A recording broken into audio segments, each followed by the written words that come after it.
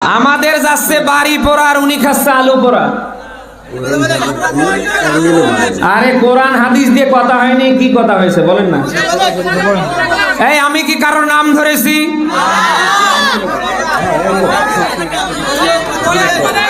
আল্লাহর রাস্তে বসেন, আল্লাহর রাস্তে আপনারা বসেন। ভাই আপনাদের দৃষ্টি আকর্ষণ করছি, আল্লাহর রাস্তে একটু বসেন, বিশৃঙ্খলা করবেন না। বসেন, আল্লাহর রাস্তে বসেন ভাই, বসেন। এই ১.৫ দশকে আওয়ামী সন্ত্রাসীরা যেভাবে মাহফিলে বাধা দিয়েছে, হট্টগোল করেছে, ঠিক তো একই রকম পরিবেশ আবারও এই দেশে শুরু হয়েছে। এ দেশে কি এই জন্য ছাত্ররা জীবন দিয়েছে?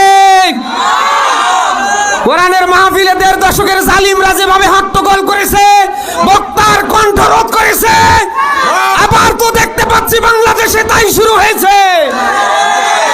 জালিমদের কাছ থেকে শিক্ষা নেন, বেশি বাড়াবাড়ি করিয়েন না। আপনাদেরকে ঠান্ডা করতে আল্লাহর সেকেন্ড সময় লাগবে না। কিসের মাস্তানি করেন মিয়া? কিসের ক্ষমতা দেখান? কিসের দাপট দেখান?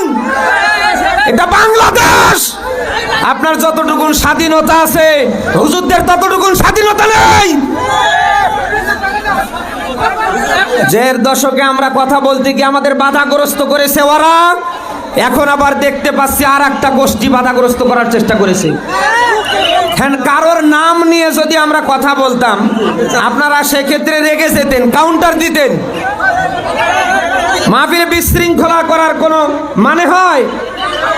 হেদায়েত কামনা করছি, আল্লাহ যেন হেদায়েত দান করে। আর যদি হেদায়েত না থাকে, প্রত্যেকটাকে যেন আল্লাহ ক্যান্সারে বিদায় করে। এই ১.৫ দশকের জালিম